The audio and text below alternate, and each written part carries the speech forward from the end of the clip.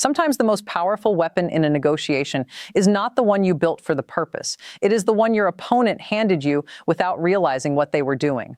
And what is happening right now, as the war in the Middle East enters its 28th day with 4 simultaneous fronts open and the Strait of Hormuz still closed, is that Donald Trump has handed Mark Carney the single most powerful piece of leverage any Canadian Prime Minister has ever held at a trade negotiation table. Not through diplomacy, not through economic strategy, through a war that was supposed to be over in 48 hours and has now become the largest disruption to global energy markets since the 1970s oil crisis. This is the story of how the Iran war accidentally transformed Canada from a country Trump thought he could squeeze into submission into the most strategically indispensable energy partner on the North American continent. Why experts at the Council on Foreign Relations and Carleton University are now publicly saying that price shocks from the Iran war could give Canada leverage in the USMCA talks. And why the Globe and Mail ran an opinion piece this week with a headline that should be on the front page of every newspaper in the United States: Iran oil shock is Canada's golden opportunity in USMCA talks. Stay with us, because the story of how a trade war gets reversed by a shooting war is one you have never heard told in full before today. Before we go any further, if you have been following this channel and you are not yet subscribed, this is the moment. Tap the subscribe button and hit the bell right now, because what is happening at the intersection of the Iran war, the global energy crisis, the USMCA review deadline of July 1st, and the trade war against Canada is the most consequential economic story of 2026. And we are assembling the complete picture that no single outlet is giving you. Subscribe, hit the bell. Now let us tell you the full story. Let us start with a number that the Trump administration does not want to be the center of this conversation: $120 per barrel. That is the peak price that Brent crude oil reached in March 2026, up from approximately $70 per barrel on February 27th, the day before the United States and Israel launched Operation Epic Fury against Iran. In less than 30 days, the war that Trump's team described as a quick, decisive military operation to eliminate the Iranian nuclear threat sent the global oil price up 71%. The Washington Post confirmed that Americans saw a 32% increase in the average cost of unleaded gasoline in a single month. Diesel surged from $3.80 per gallon to $4.80 per gallon in the American Midwest in less than 2 weeks, according to the U.S. Energy Information Administration. And the war is not over. The Strait of Hormuz, which carries 20% of the world's daily oil supply and 1/3 of global seaborne fertilizer trade, remains effectively closed. Iran rejected Trump's 15-point peace proposal. The Houthis fired their first missile at Israel this morning, and Trump has extended his deadline for Iran to reopen the strait until April 6th, which is to say he has acknowledged he cannot force it open by force of will alone. This is the context in which the Globe and Mail published its opinion piece this week. The headline was unambiguous: Iran oil shock is Canada's golden opportunity in USMCA talks. And the argument it made was not partisan editorializing. It was strategic analysis based on hard numbers. Energy goods exports are a backbone of Canada-United States trade, valued at approximately $159 billion in 2025, representing roughly 20% of Canada's total goods exports. In January of 2025, Canada supplied around 65% of all crude oil imported by the United States. The Midwest refineries that run American manufacturing run on Canadian heavy crude. And now, with the Persian Gulf burning and oil prices at 4-year highs, the question of what happens to American energy security and American consumer prices if the USMCA trade agreement collapses or enters annual review chaos is no longer theoretical. It is sitting on every American's gas receipt and every American farmer's fertilizer invoice. Gasoline prices are among the most politically sensitive economic indicators in American politics. And as the midterms approach in November, public concern is rising across party lines. Recent Ipsos polling confirmed that nearly 2/3 of Americans expect prices to climb further over the next year. Business sentiment is hitting historic lows, and the one country that can provide immediate, reliable, stable, democratic rule of law energy supply to help absorb the global shock is the same country Trump has been calling a subsidy-dependent freeloader while waging a trade war against its exports. Now let us talk about what has changed on the ground in Canada's energy infrastructure, because this is where the story goes from strategic theory to physical reality. Picture the Trans Mountain Pipeline System, twin pipelines running from Edmonton, Alberta, west through the Rocky Mountains to a marine terminal in Burnaby, British Columbia, on the Pacific coast. That terminal sits at the edge of the Pacific Ocean, where tankers load and head west to China, Japan, South Korea, and other Asian customers who are now desperate for reliable energy supply from a country that is not under attack and not blocking international shipping lanes. CBC News confirmed on March 26th that the Trans Mountain system is expected to operate at full capacity in April and into May, a milestone that Trans Mountain was not expecting to reach for several more years. The war in Iran accelerated the timeline. Asian customers are, in the words of Trans Mountain's own executive, highly interested in Canadian barrels, full stop. They like the country, they like the product, and they need the supply. The original Trans Mountain expansion went from 80 to 85% capacity to full capacity in 1 month, driven by a global energy shock that Canada did not cause, but is perfectly positioned to help address. And this is not only a Canadian story, it is an American story too. Because at the same time that Trans Mountain was filling up with Asian demand, Canada's Natural Resources Minister Tim Hodgson flew to Houston for the CERAWeek Energy Conference, one of the most important gatherings of the global oil industry, and sat down with U.S. Energy Secretary Chris Wright and U.S. Secretary of the Interior Doug Burgum. And on the table in that meeting was the revival of Keystone XL, the pipeline that Joe Biden canceled, the pipeline that would increase Canada's crude exports to the United States by more than 12% if it goes ahead. BNN Bloomberg confirmed the meeting, and Reuters confirmed that the Trump administration's own energy team has been working diligently with Canadian partners through the permitting process. And Hodgson delivered a message to those American officials that cuts to the core of why Canada's position in this trade war has fundamentally changed. He said, yes, the United States is the largest producer of oil in the world at 12 to 13 million barrels per day, but they consume 20. And Canada provides about 63% of that difference, 63% of the gap between what America produces and what America consumes. Canada is not a supplier the United States can tariff into submission and then replace. Canada is the structural foundation of American energy security, and the war in Iran just put that fact in neon lights above every gasoline pump between Maine and Michigan. Drop a comment right now and tell me this.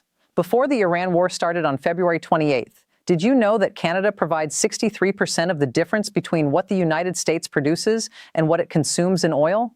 Did you know that the Trans Mountain Pipeline is now running at full capacity for the first time in history, shipping Canadian crude to Asia because the Middle East is on fire? Did the mainstream coverage tell you that Canada's Natural Resources Minister was in Houston last week discussing Keystone XL revival with Trump's own energy secretary? Because if none of that made it to you before this video, that is the gap we are filling. Leave your answer below right now. Now let us talk about what the experts are saying, because the media narrative on this trade war has consistently underweighted what is happening at the analytical level. The Council on Foreign Relations, the Carleton University Expert Group on Canada-United States Relations, the Canadian Global Affairs Institute. These are not Canadian government mouthpieces. They are the institutions that advise governments, investment banks, and corporate boards on geopolitical risk. And in the 3 weeks since the Iran war began, they have been saying the same thing in increasingly direct terms.